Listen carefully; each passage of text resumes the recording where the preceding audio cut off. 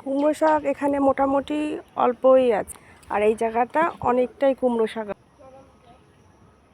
এখান থেকেই তোলা হলো কুমড়ো শাকটা। আজকে কুমড়ো শাকের একটা রেসিপি হবে। এই যে আমশক্ত, এত পাতলা বানিয়েছে আমশক্তগুলো। দেখো কিসের ওপর দিয়েছে আমশক্তগুলো। এই যে আমার ঠাকুমা বানিয়েছে আমশক্তগুলো। দেখো আমার ঠাকুমার বয়সটা দেখো, দেখো কত বয়স, এখনো পর্যন্ত ইনি এইসব করে যাচ্ছে। এই যে আমাকে দিচ্ছে কুমড়ো শাক বাড়ি নিয়ে যাওয়ার জন্য। দেখো কিভাবে ভরছে। হচ্ছে মানুষটা কত বয়স, এখনো সে কাজ করে যাচ্ছে।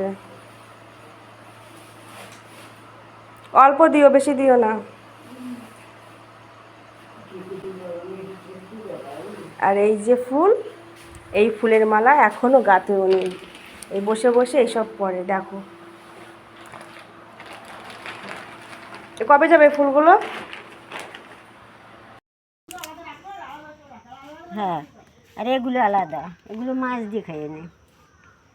সব শাক নিয়ে আমি বাড়িতে চলে এসেছি। এই শাকগুলো আমি সুন্দর করে আগার দিকে এগুলো নিয়ে নিয়ে আমি কাটবো। একটু পাতাগুলো বেশি করে নেব, আর এই পাতা হবে ভাজা হবে। আজকে কুমড়ো শাকের পাতা ভাজা হবে।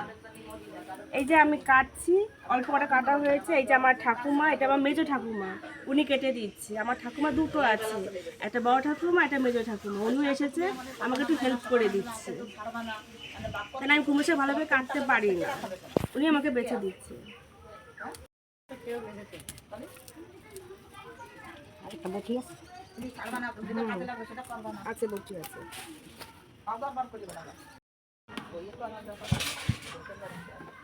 সেইখানে ওই কিটা নাচ্ছে।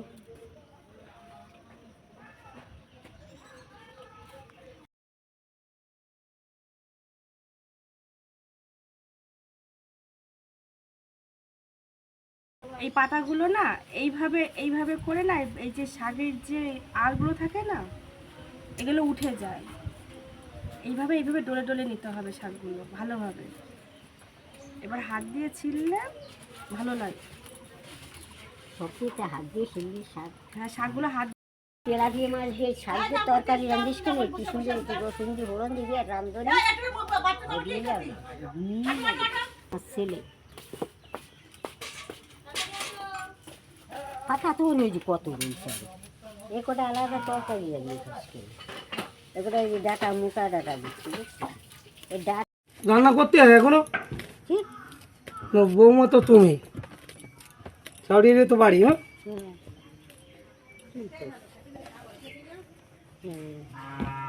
তাতে খাইয়ে যাই রান দিয়ে তার জন্য বসিয়ে থাকবো। আজকে 2 বস্তা দেবো, কালকে আবার 2 বস্তা দেবো। ষষ্ঠীর দিনে কেউ যদি আসে রান্না করে খাবে, নাহলে ধান নিয়ে মাঠে যাবে। না, ওই সময়টা করবো না গো। মা দুধে বেশি তো আছে।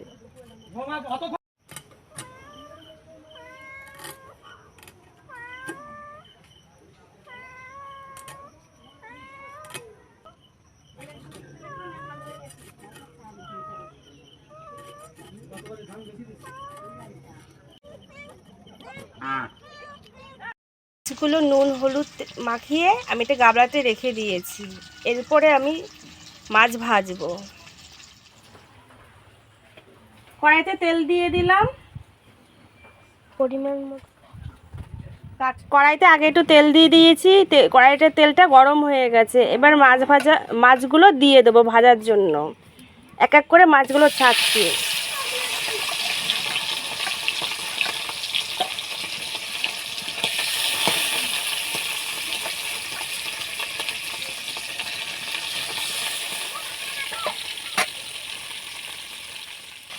মাছগুলো ফুটছে, এবার একটু নাড়াচাড়া দেবো। তার আগে না এই কড়াইতে এগুলো আম, পাকা আম আছে, পাকা আমটাকে ভালো করে জাল দিয়ে রাখা হচ্ছে, কারণ আম শক্ত বানানো হবে বলে। এবার একটু মাছগুলো উল্টিয়ে দেবো।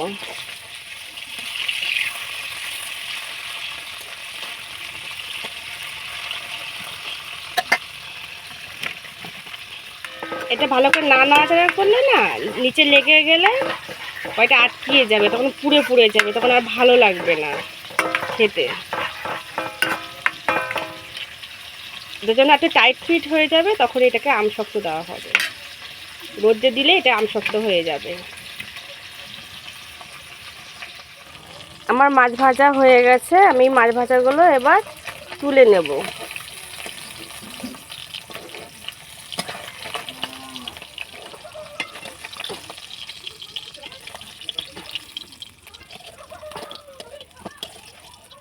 আরে বাবা উঠছে না কেন? মাছটা বহুত জ্বালাচ্ছে। এত জ্বালালে হয়? এই জ্যান্ত মাছগুলো না বহুত জ্বালায়, মরে যাওয়ার পরও শান্তি দেবে না। এই শাকগুলো না এবার একটু ভালো করে ধুয়ে নিই।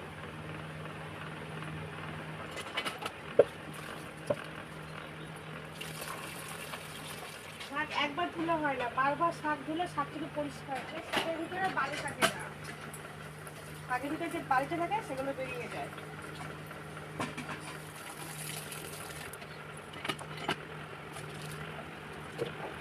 শাক ধোয়া কমপ্লিট, শাক ধোয়া হয়ে গেছে। চলো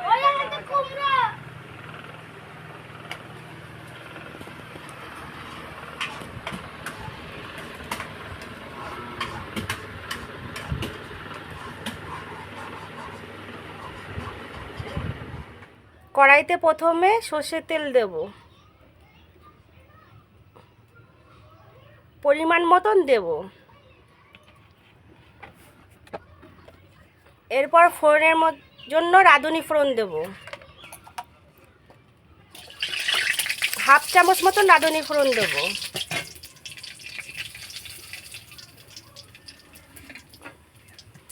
এবার 8টা রসুনের কোয়া দেবো, থেতো করে 8টা রসুনের কোয়া দেবো এর মধ্যে দিয়ে এবার খুন্তিতে নাড়াচাড়া করার পর এরপর একটু কাঁচা পেঁয়াজ দেবো, 3টে মতন কাঁচা পেঁয়াজ দেবো, ছোটো ছোটো দেখে 3টের মতন। আর বড় দিলে একটা কাঁচা পেঁয়াজ দিলেও হয়ে যাবে, 1টা থেকে 1.5টা দিলেই হয়ে যাবে।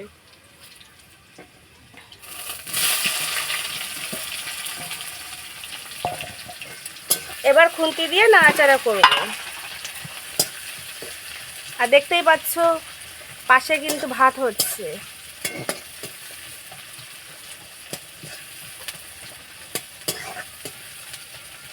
ভালোভাবে পেঁয়াজটা ভেজে নেব।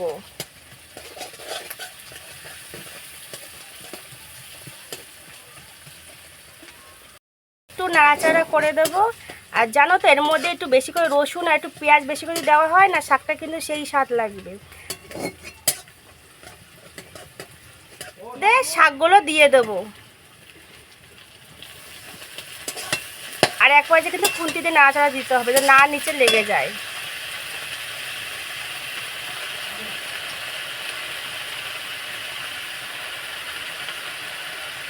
দেখছো তো অল্প অল্প করে এখানে দিতে হবে, একবারে দিলে হবে না, অল্প অল্প করে দিলে ভালো হবে।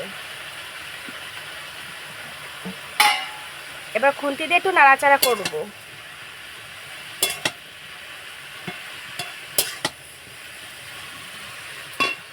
এবার হাফ চামচ মতন নুন দিয়ে দেবো ওর ভিতরে।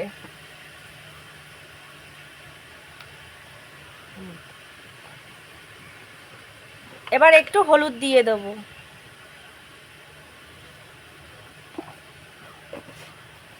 এবার একটু খুন্তি দিয়ে নাড়াচাড়া করব।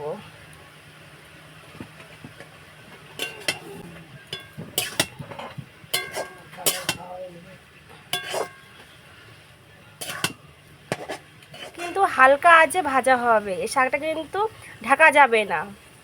এবার হালকা হালকা জাল হবে, এইভাবে ভাজা হবে। আর মাঝে মাঝে কিন্তু খুন্তি দিয়ে নাড়াচাড়া করা হবে। শাক কিন্তু ঢাকলে জল গলবে, জল গললে হবে না।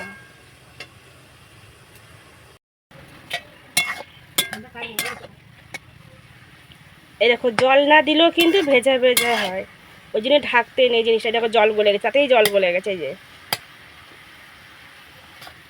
ওই জন্য ঢাকতে নেই।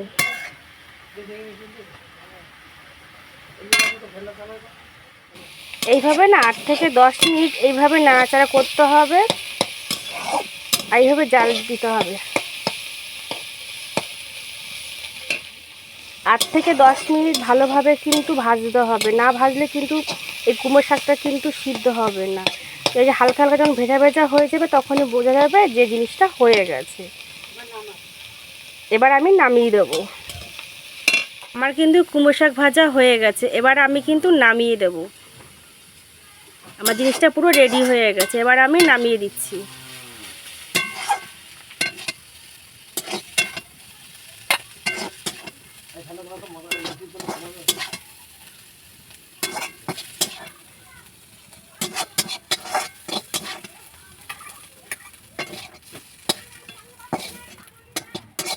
তো সরো। এই যে আমার জিনিসটা তৈরি, দেখো কি সুন্দর লাগছে না দেখতে। এইভাবে কিন্তু এক থালা ভাত খাওয়া হয়ে যায় কুমড়ো শাক ভাজা দিয়ে। তোমরা কিন্তু বাড়িতে ট্রাই করে দেখতে পারো জিনিসটা, সেই খেতে হবে, আর কিচ্ছু লাগবে না এর মধ্যে। আমি না একটু টেস্ট করে দেখি, আমি না খেয়ে থাকতেই পারছি না।